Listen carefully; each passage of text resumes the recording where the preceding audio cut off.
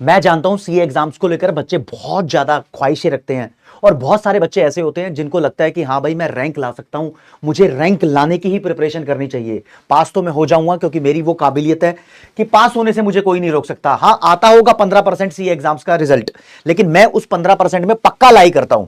लेकिन मेरे को लानी है रैंक रैंक रैंक। उसके दिमाग में 300 प्लस मार्क्स या फिर रैंक घूमती रहती है। तो ऐसे बच्चों के लिए बहुत स्पेशल चीजें मैं आपको बताने वाला हूं। और दोस्तों, ये सारी की सारी चीजें आपके बहुत काम में आएगी। अगर आप इनको अपनाओगे तो आपकी जिंदगी में आगे चलकर बहुत ज्यादा काम में आएगी। अगर आप रैंक लेकर आना चाहते हो तो उसके दो मेरे पास तरीके हैं। पहला बहुत कैजुअल तरीका है, जो बंदा रिजल्ट अपलोड करता है उसको पकड़ो, उसके पास जाके बैठ जाओ, बोलो कि मेरी रैंक लिख यहां पर। अगर नहीं लिखेगा तो मैं यहां से जाऊंगा नहीं। तो एक तो ये बहुत मामूली सा तरीका है, लेकिन ये इंपॉसिबल तरीका है, इसको अपनाना भी मत। जो साइंटिफिकली प्रूवन और ट्राइड एंड टेस्टेड तरीके हैं वो आपको बता रहा हूं। इन तरीकों को अपनाओगे तो आप बहुत अच्छे से रैंक होल्डर बन सकते हो। अब आपको बता रहा हूं दोस्तों, मेरे पास कुछ मेथड्स हैं आप लोगों के लिए। ये 4 चीजें आप ध्यान रखोगे, ओके रिपोर्ट हो जाओगे। पहली चीज है, choose subjects daily very wisely. कैसे? अब बच्चे ना सबसे बड़ी गलती करते हैं कि कुछ बच्चे हैं एक दिन में एक ही सब्जेक्ट पढ़ रहे हैं। उसको लॉ डिफिकल्ट लग रहा है, पूरे दिन में लॉ नाप दिया। उसको मैथ डिफिकल्ट लग रहा है, पूरे दिन में मैथ नाप दिया। उसको अकाउंट्स लग रहा है कभी, तो पूरे दिन में अकाउंट्स नाप दिया। ऐसा नहीं होता। अच्छे बच्चे जो रैंक लाने की प्रिपरेशन करते हैं वो एक दिन में मल्टीपल सब्जेक्ट पढ़ते हैं। मल्टीपल सब्जेक्ट पढ़ने से होता क्या है ना, कि एक सब्जेक्ट को लेकर आप बोर नहीं होते। और हाँ, दूसरा सब्जेक्ट पढ़ रहे हो तो थोड़ा सा फ्लेवर आ जाता है पढ़ाई के अंदर, और पढ़ाई थोड़ी सी एफिशिएंसी के साथ हो जाती है।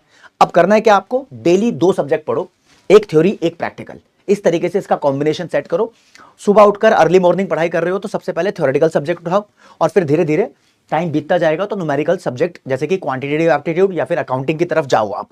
ये तुम्हारा तरीका होना चाहिए।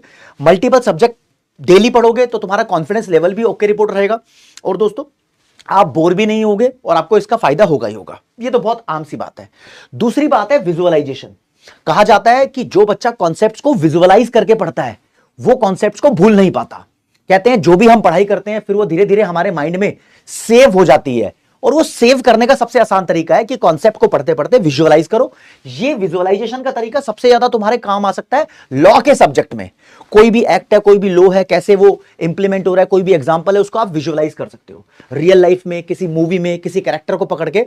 तो वो बहुत अच्छे से आपके माइंड के अंदर स्टोर हो जाएगा, और उससे ही विजुअलाइजेशन से ही आपके हाथ पे लैंग्वेज बनती है, आपकी राइटिंग बहुत अच्छी हो जाती है। मेरे को जो भी लिखना है वो तब लिख पाऊंगा ना जब मेरे दिमाग में चल रहा होगा, और दिमाग में वो तब चलता है जब मैंने अच्छे से उसको कभी विजुअलाइज करके देखा होगा। तो ये पढ़ने का तरीका है। अब भाई साहब, तीसरा तरीका बहुत डिफरेंट है। इस तरीके को मैं बोलता हूं अज्यूम योरसेल्फ अ टीचर। अपने आप को टीचर मान लो। कोई भी कॉन्सेप्ट तुम्हें आता है, अगर तुम उस कॉन्सेप्ट को किसी को सिखा पा रहे हो, बहुत अच्छे से सिखा पा रहे हो, और वो तुमसे कह रहा है लर्नर कि हां जी आपने मुझे ये कॉन्सेप्ट बहुत अच्छे से सिखा दिया, तो आप बहुत धुरंधर हो गए हो उस कॉन्सेप्ट के। ये चीज आपको कॉन्फिडेंस में लेकर आती है कि आप उसको समझा पा रहे हो। इस दुनिया में इवन ऐसे बहुत सारे सीए प्रोफेसर है, सीए टीचर्स हैं जो इस टेक्निक के थ्रू ही टीचर बने हैं। उन्होंने अपनी पावर को पहचाना है। उनमें से दोस्तों मैं भी एक ही ऐसे बंदा हूं कि भाई मेरे को भी लगता था कि मैं लोगों को कॉन्सेप्ट सिखाता हूं तो बहुत अच्छे से सिखा देता हूं, उनको समझ भी आ जाते थे।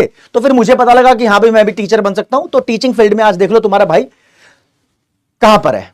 ठीक है, तो ऐसा ही एक एग्जांपल तुम भी सेट कर सकते हो कि तुम कोई भी कॉन्सेप्ट समझ रहे हो, अपने दोस्तों को समझा सकते हो। दोस्त नहीं है तो घर में भी किसी को पकड़ लो, और घर में चाहे उसका रिलेशन हो या ना हो तुम्हारे सब्जेक्ट से, उसको सिर्फ एक सिचुएशन समझाओ और इससे पूछो क्या मैंने तेरे को सही समझाया। अगर वो बोलते हां जी सही समझाया, तो आप वहां पर एक टेस्टिंग कर चुके हो कि आप ओके रिपोर्ट हो चुके हो उस टॉपिक में, आप हो धुरंधर।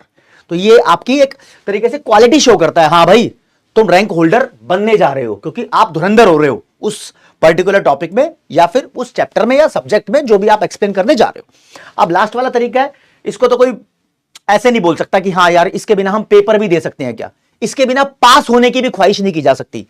हाँ यार सिलेबस कंप्लीट करना जरूरी है, रिवीजन करना जरूरी है, लेकिन टेस्ट देना, टेस्ट करना बहुत जरूरी है। Test yourself. टेस्ट देने से क्या होता है, आप मॉक टेस्ट लगाओ पूरे के पूरे। कभी कभी जैसे आप कोई चैप्टर कंप्लीट कर रहे हो तो चैप्टर वाइज टेस्ट भी आपके होते हैं।